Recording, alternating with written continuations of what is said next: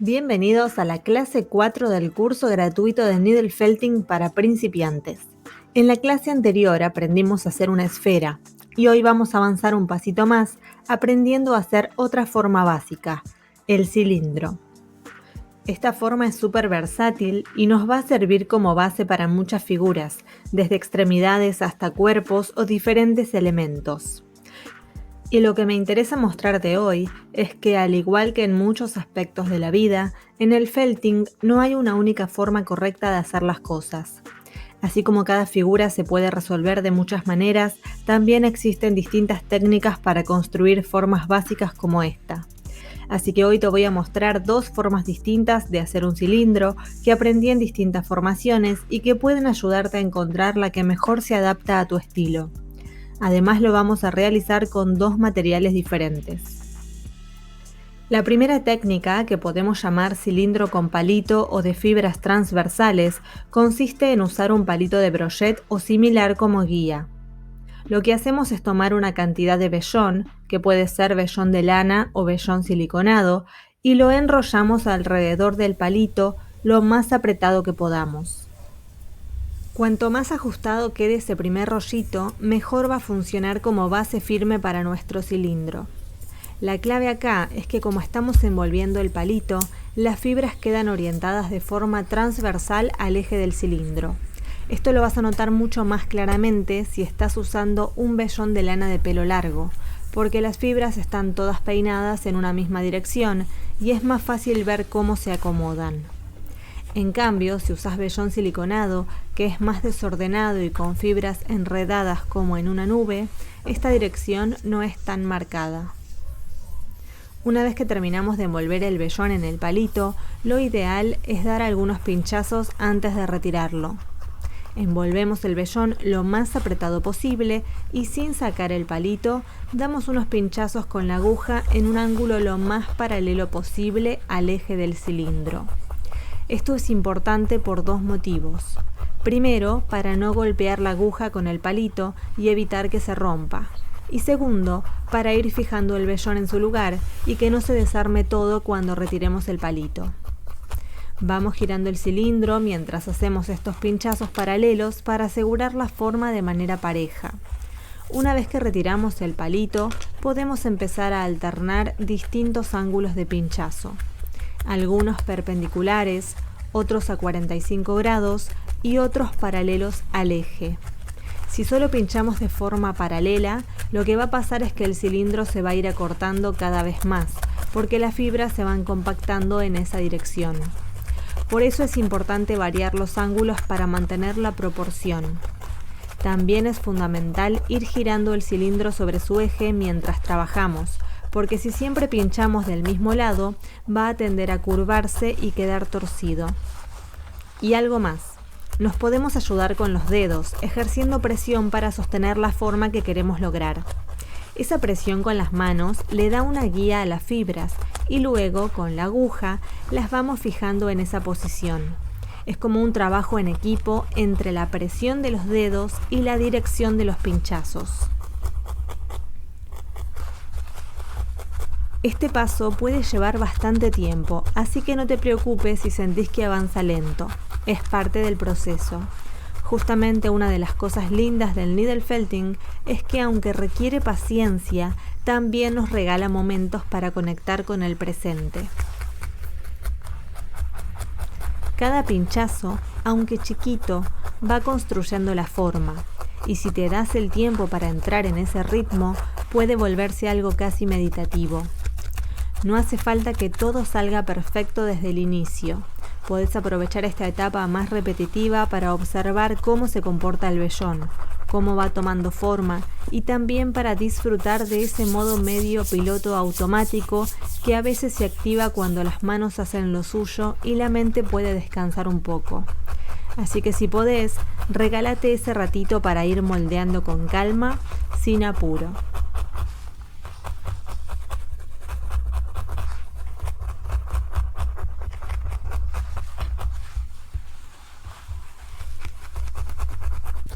Una vez que logramos una forma más o menos firme, podemos seguir agregando capas de vellón, envolviendo sobre lo que ya tenemos hasta alcanzar el grosor deseado. No hace falta que cada capa quede perfecta, lo importante es que esté más o menos moldeada y cuando lleguemos al tamaño que queremos, ahí sí vamos a enfocarnos en compactar bien y alisar la superficie.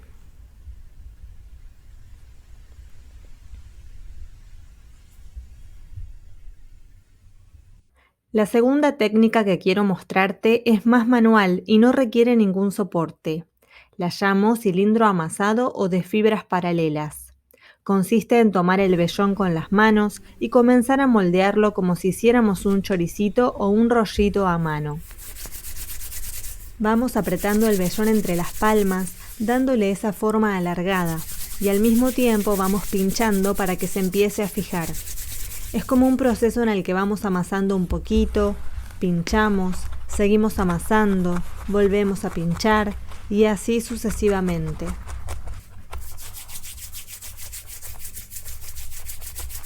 El rozamiento con las manos ya de por sí produce un efecto de fieltrado leve y vamos modelando el cilindro de a poco.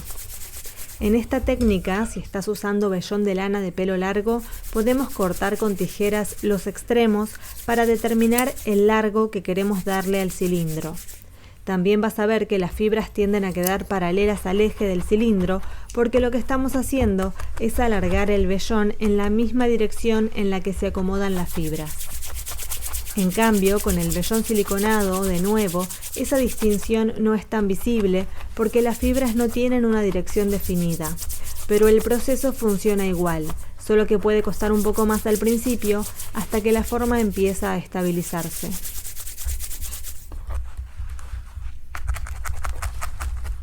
Al igual que en la primera técnica, una vez que logramos una estructura firme, podemos seguir sumando material si necesitamos que el cilindro sea más grueso. En este punto ya no hace falta seguir amasando como al principio. Podemos pasar a envolver directamente el cilindro que hicimos, como si fuera el palito de brochet en la primera técnica, con las fibras en dirección transversal al eje del cilindro. Eso va a ayudarnos a sumar volumen y también a terminar de estabilizar la forma. Aprovecho también para que puedas ver parte del proceso. Como siempre, lleva su tiempo, pero podés usar este rato para ir registrando cómo responde el material, cómo cambia con cada capa y cómo se va integrando todo. Es un buen momento para practicar esa mezcla entre foco y tranquilidad, que también le hace a esta técnica, y a nosotros también.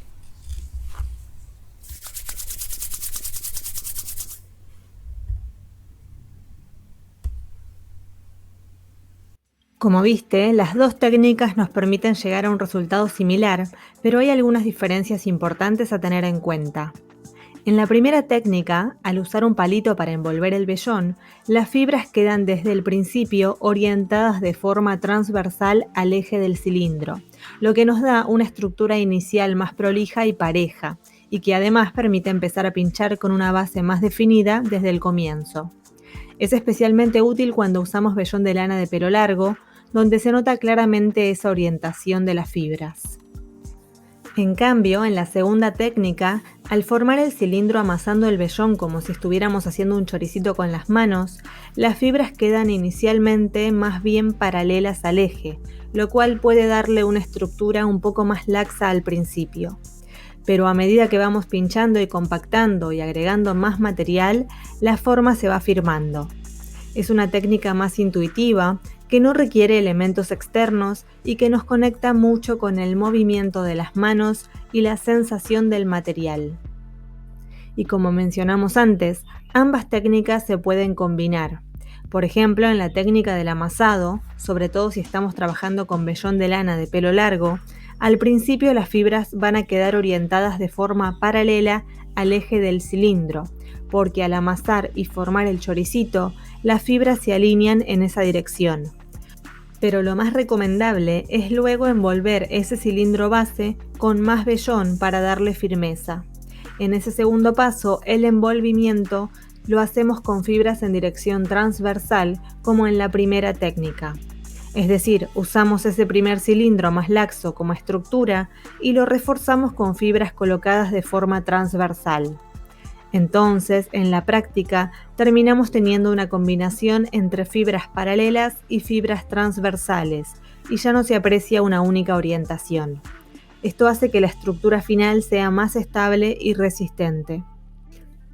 Lo importante es que vayas probando cuál técnica se adapta mejor a tu forma de trabajar y al tipo de figura que querés hacer.